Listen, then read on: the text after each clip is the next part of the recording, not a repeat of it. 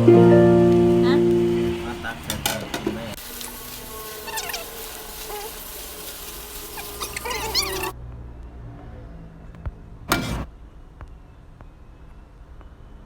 กินแม่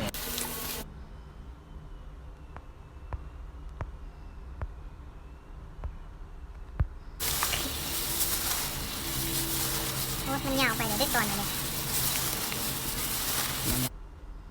น้ำ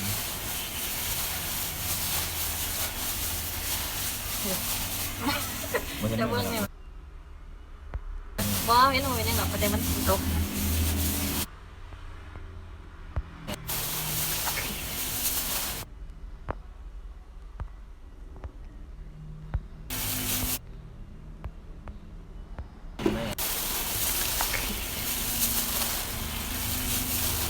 โอ้มันยาวไปเดี๋ยวได้ตอนอะไร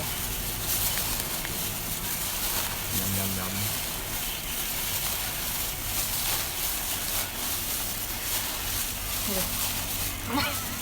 มันจะ จะเบิ่งเนี่ยมั้ยบ่เห็นว่าเป็นยัง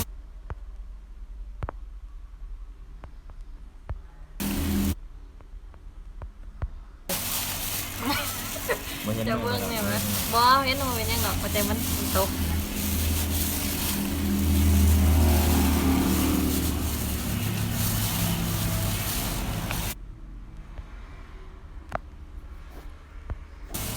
อย่าให้เอาไม่นั่งกินอะไร